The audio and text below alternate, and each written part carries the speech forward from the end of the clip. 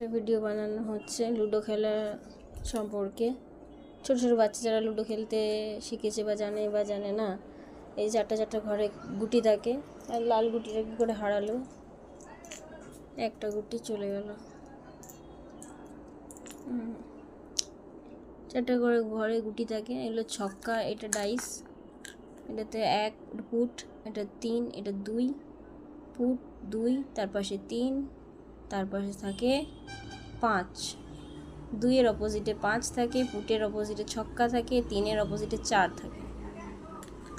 এটাকে এমনি করে ঝাঁকাতে হয় আর ফেলতে হয় যার দান।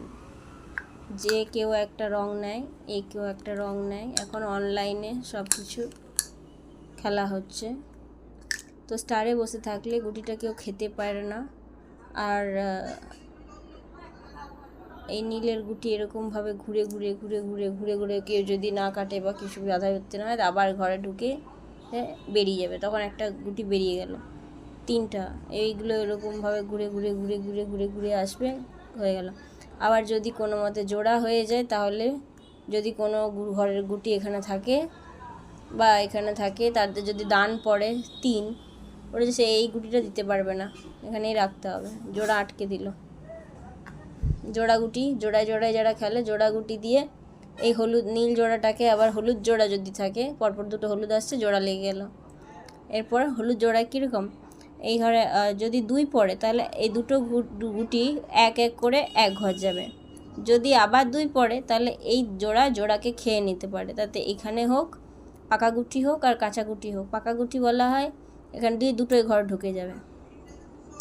পাকা গুটি বলে এই যেটা হয়ে এসে এখানে এসে এবারে বেরিয়ে, এটা হচ্ছে পাকা গুটি, আর এটা এই শুরু হচ্ছে, এটা কাঁচা গুটি।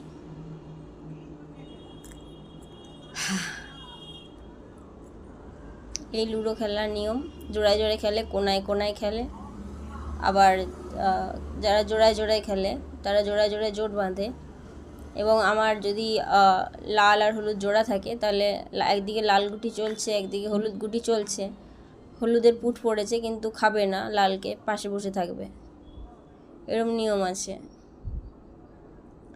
খেতে পারবে না চাইলেও, কারণ ওটা নিজেরই গুটি, নিজে দুটো ঘর নিয়েছে, দুটো ঘর নিয়ে খেলা আছে।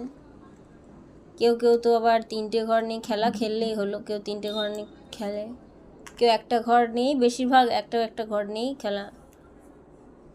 তো আজকে খেলবো, তখন আবার একটা ভিডিও দেবো। ভিডিও বানানো হচ্ছে লুডো খেলা সম্পর্কে। ছোট ছোট বাচ্চা যারা লুডো খেলতে শিখেছে বা জানে না, এই চারটা ঘরে গুটি থাকে, আর লাল